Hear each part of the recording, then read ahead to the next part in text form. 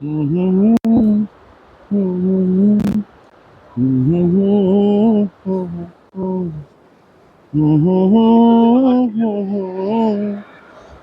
লা লা লা লা লা। সাগরে আসলে মনটা ভালো হয়ে যায়। সাগরের জন্য মন ভালো করার একটি অধ্যায়। আল্লাহ সুবহানাহু ওয়া তাআলার কাছে শুকরিয়া জানাই। আল্লাহ সুবহানাহু ওয়া তাআলা এই সাগরকে সৃষ্টি করেছেন এই পৃথিবীর ভারসাম্য রক্ষা করার জন্য।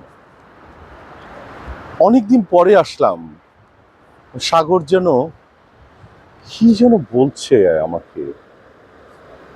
আর অনেক সময় এই সাগর পাড়ে আসলে প্রেমের উচ্ছ্বালটা বেড়ে যায়। তার জন্য প্রেমিক খুঁজছি আমি তা কিন্তু না। প্রেম তো অনেক ক্ষেত্রেই হতে পারে।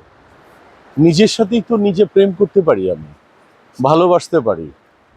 এই যে সাগরের পানিগুলি অনবরত শব্দ করে যাচ্ছে ওর মতো করি, যেন আল্লাহ সুবহানাহু ওয়া তাআলা যেভাবে ওকে তৈরি করতে বলেছে, শব্দ করতে বলেছে, সেই শব্দটাই করে যাচ্ছে।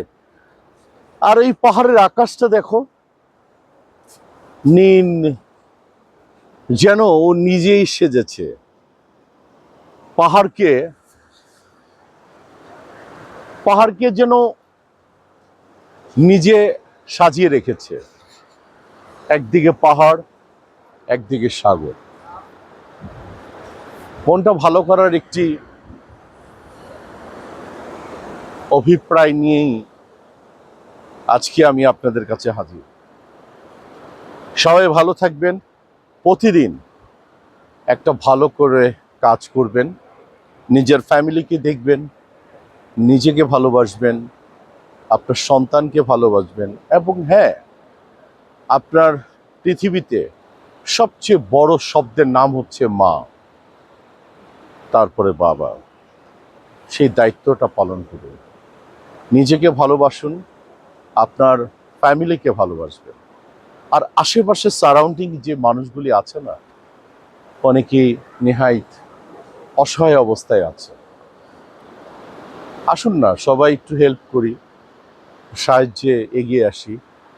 আর নিজেকে ভালোবাসতে গেলে নিজেকে টেক কেয়ার করতে হয়।